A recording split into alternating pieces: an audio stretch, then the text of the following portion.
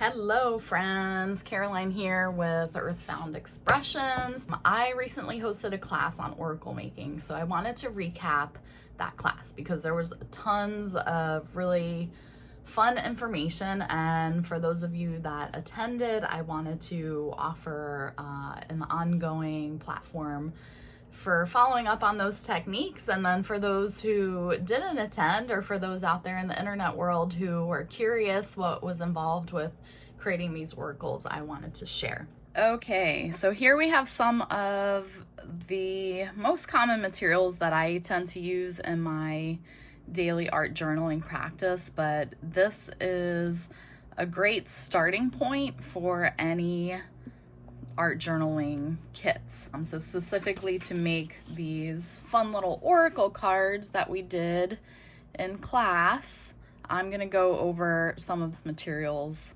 that we used. So starting with distress glaze to resist the background. So first we place the distress glaze over the stencil in order to create some really unique patterns or resisted the background there. So you can see like where the distress glaze was placed, the ink did not seep in. So you also need an applicator, any sort of applicator. These work great. They are pretty dense and they don't fall apart, so great choice. Sponges are also really good. We use some Distress Oxide spray by Tim Holtz. There's all sorts of colors. Some glue. I recommend getting a good glue stick. Glue, it will really enhance your well-being if you have a good glue stick. This glue stick from Dollar Store, not so much. Like literally it's globby and terrible. Posca pens, these are acrylic markers. So these are great. One Posca pen will last you a long time. They are a little pricey. I want to say they're like in the $6-7 range per pen. But if you start off with a black and a white acrylic Posca pen, or if that's out of your budget, you can go with acrylic pen. These are wonderful because it allows you to still write on top of semi-wet paint. It won't smear on your paper. So that's kind of key, is when you're doodling over top of your final piece of work, you don't want your ink to smear. So any acrylic marker will allow you to play around with those techniques. Next we have a pigmented ink pad. This was just a cheapo one. There's different brands. Archival Ink is a really great brand. So stamp is another thing. This is just a Diane Reevely stamp. I love her kits. They're funky.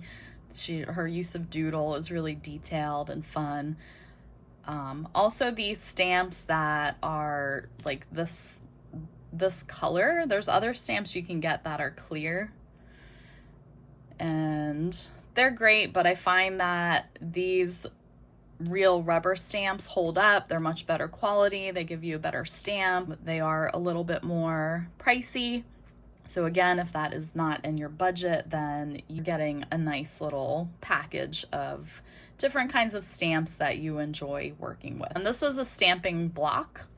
So stamping block just allows you to place your stamp, and it just makes it easier to maneuver. So when you push that on your paper, you get a nice sealed stamp. So the way that that works is you place your ink on the stamp, and then we can stamp it down, find a sheet of paper here. All right, so stamp is on the stamp brick, and then we just push that stamp down. Want to push it down in all the corners, make sure you get a really nice seal, and then we have a stamp. So there's other really cool ways to use these. I'll get into that in a different video, but that's basically how your stamps work. I don't bother to clean my stamps afterwards. I actually find that the ink drying on there helps the stamp be a little bit more stampy, for lack of better terms. It just really starts to enhance the details on the stamp, and you can actually more clearly see the stamp, see if you want to use it or not. One thing to note is if you do use acrylic, which I don't ever really recommend using acrylic on your stamps unless you have like junky stamps that you use specifically for that, you do want to wash it. But if you're using just a pigmented ink, you do not need to rinse your stamps. All right, so stamp. Next we have heavy gesso, or gesso in general. And there's white gesso, black gesso, clear gesso. Gesso is similar to like a gritty paste. It dries very quickly.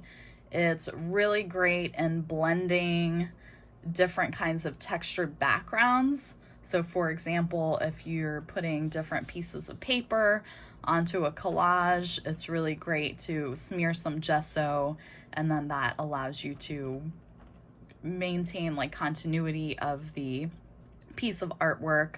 It's also really nice to use because it almost gives you like an unlimited eraser on your background. So let's say you have a piece of your background that you really love, you put a little bit of gesso on top of it, and then as you start to layer on top of the gesso, if you decide you want to get rid of a stamp or some ink that you place down on your paper, you can simply use a baby wipe and just wipe it off. And as long as the gesso is underneath of it, then it allows you to just wipe that particular medium off of your paper.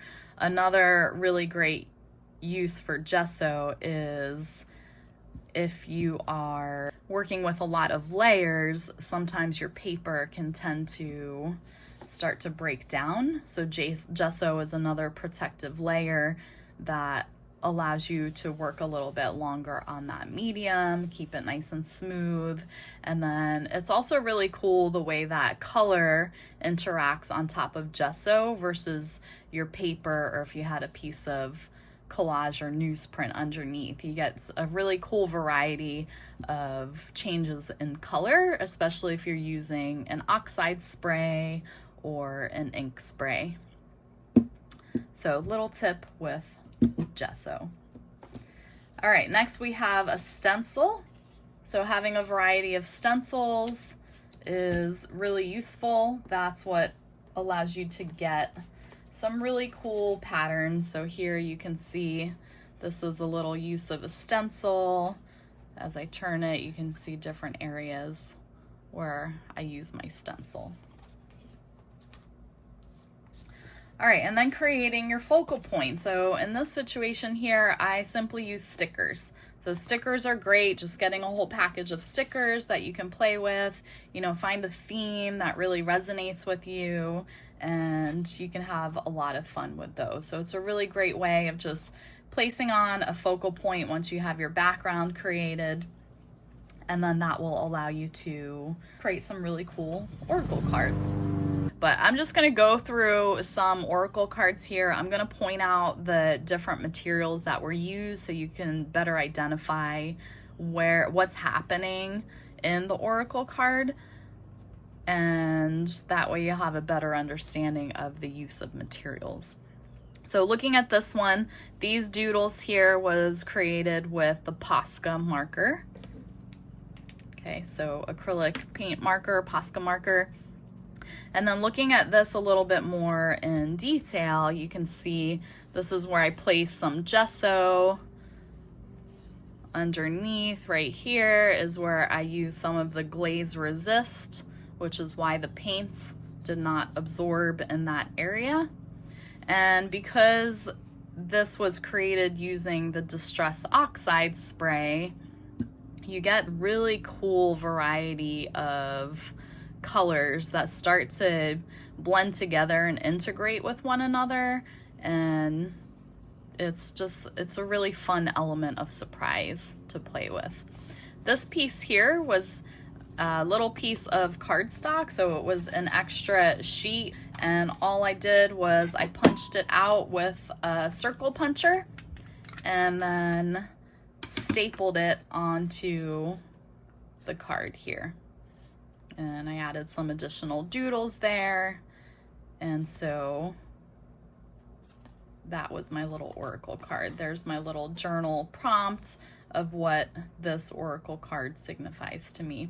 Here I just did a little sketchy writing. A lot of times when I write, I don't necessarily want it to be legible. I just want it to be an additional creative element that I add to my piece of work.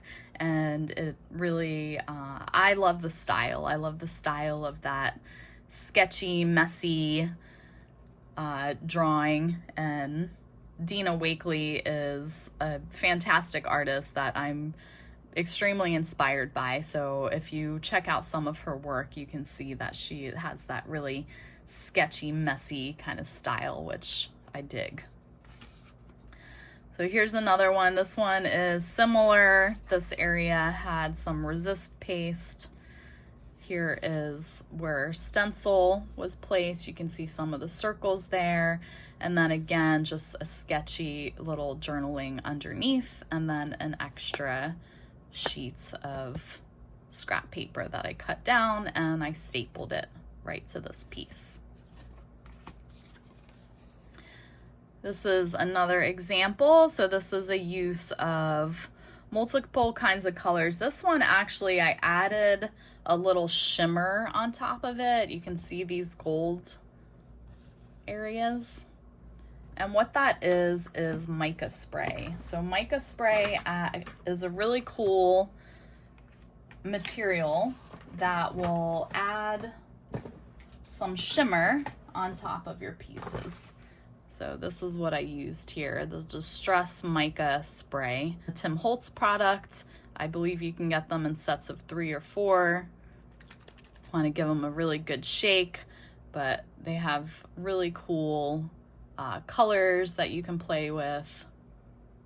Diane Reevely is another artist line who has a bunch of mica sprays. Hers tend to be brighter in color, so if you like the purples and pinks and yellows, the Dilutions by Diane Reevely is a great line. If you're more of a earth tone, vintage, distress type of person, then the Tim Holtz line is great.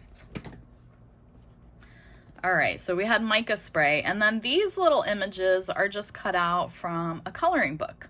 So finding yourself a really fun coloring book that you enjoy at a thrift store. This is a really cool coloring book that I actually got off of Amazon, and I love this one. I don't actually cut the pages out from this coloring book, but I do use it as a doodle guide.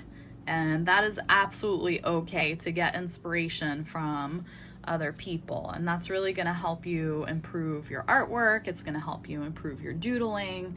So what I'll do is I'll just flip through this book. I'll find different drawings that I really enjoy or whatever resonates with me. And then I like to create these little watercolor pieces off of that. So that's just another way to add a focal point. So here we have a coloring book cutout, and then here is a little watercolor cutout that I created just by finding a really cool doodle, and then I just did a quick little sketchy drawing around it and cut it out, and that became my focal point. So another really cool, fun tip that you can play around with. This marker is a micron marker, and micron is absolutely okay to use when you are not dealing with wet paint. In this case, I use watercolor paint. I waited for it to dry, and then I went around with my micron pen and added that little sketchy doodle. So these are what your micron pens look like. There's different sizes, so you can find one that works for you. Again, you can get these in little sets of, I believe, 4 or so, but there's tons of sets online. There's also different colors, so if you want to go with something other than black, there's options there. All right, so here's another. This one actually I think was my favorite. And a few going on here. So this is a sticker I placed on here. This here is actually tissue paper. And with tissue paper, if you take it down to 1 ply, you can actually use it as like a muted colorful stamp, which is really cool. So if you come across some fun tissue paper that you really enjoy, pick it up, and that will serve as a really cool background layer for oracle cards or art journaling. And then down here I cut a piece of washi tape. So washi tape comes in tons of variety of sizes. For this particular class, you don't necessarily need washi tape, but if you are looking to gather some supplies and increase your little art journaling basket full of goodies, then washi tape is really nice to have at hand. So if you get into washi tape, just know that it can be a gateway drug. You can really get into getting lost with washi tape, but it is a really great way to give you some really cool patterns that add onto your background. And there's tons of different styles of washi tape. So I would say start small. Washi tape does not hold up sitting around for long periods of time. So start off with a set that you really enjoy. They're pretty reasonable. You can get like this whole kit, it probably costs $5 to $7, and use it. Use it up first as opposed to just collecting, because I have some old washi tape that has just been sitting around, and it does, it's really hard to peel, it dries up, so little tip there. All right, so here's another example. Again, use some Distress glaze, some Oxide spray, and then this is again cut out of a coloring book.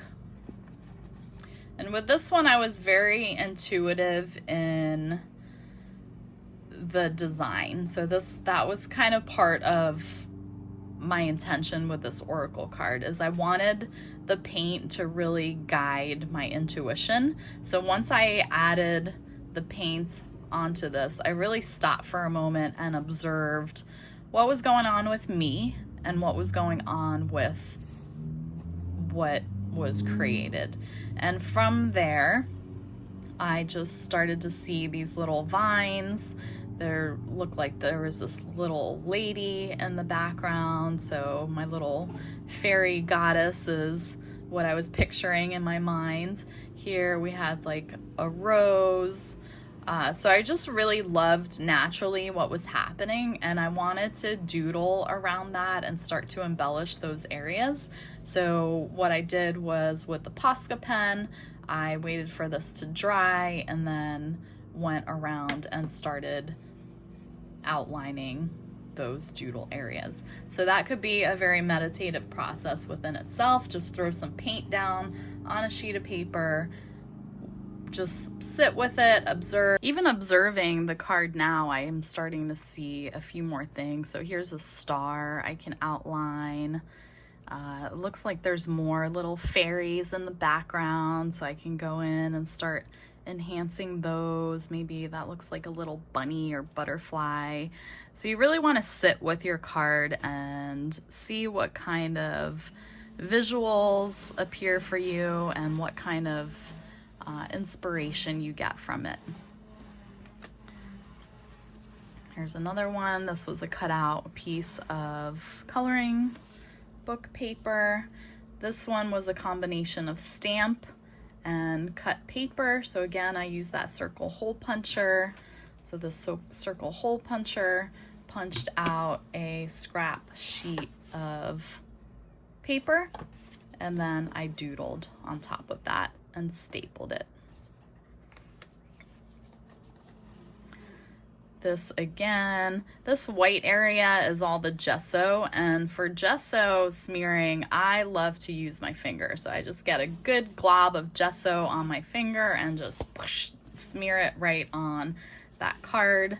And that's also very therapeutic within itself. Kind of takes you back to a childlike state of playing with finger paints.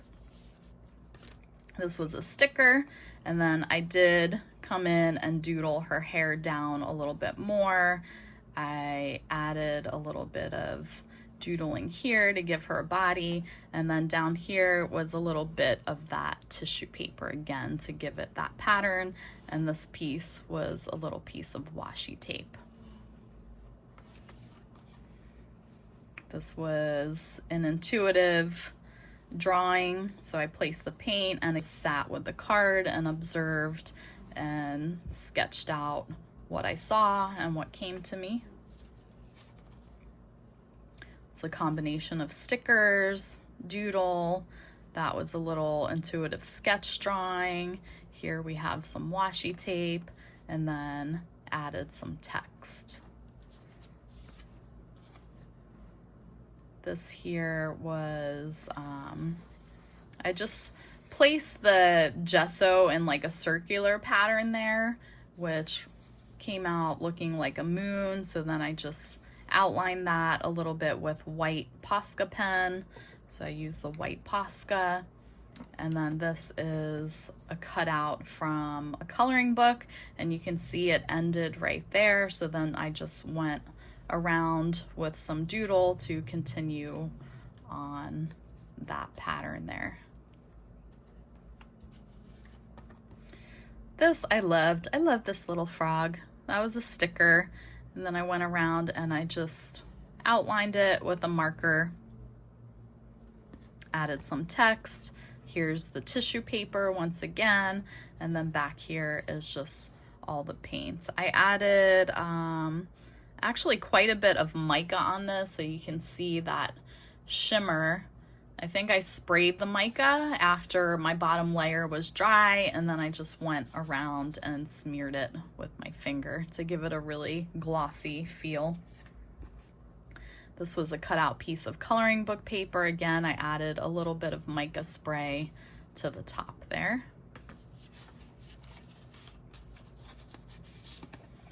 This is a combination of doodle and cutout. Same here, just a little cutout stapled to my backgrounds. Same with this one. And same with this one. So there is a little view of my Oracle card set. And in this deck, I actually have 3 different decks. So you can see this deck is one combined deck, and they all match that similar style. I use the same color paints, stickers, just to bring it together, and then I embellished with the tissue paper in different areas. So that was one deck. This here was another deck. So those all match that similar style, same use of color, same use of technique. So that's a really great way to build some consistency and have things feel like they belong together. And we have these, this was a set as well. So I think in looking at these, I definitely want to go back and add a little bit of the Posca marker to these 2 cards just to unify the theme to make it feel like they're a more combined deck. So I hope that helps you in putting together a little supply list to help you get started. We have stencil, gesso, distress glaze, distress oxide spray, Posca markers, glue stick, stamps. Smearing, I call this a dabber, so a little dabber sponge. Ink pad goes with that. And then, of course, your thick cardstock paper. And then whatever you want to do your focal points with. So either stickers or coloring book or even magazines work great as well. So just having a magazine at hand, you can cut out some images that really resonate with you and then add them to your set. So here's a final glance at all the materials. I hope that helps you in your art making magic, and I'd love to see what you create. Thanks for being here. See you next time.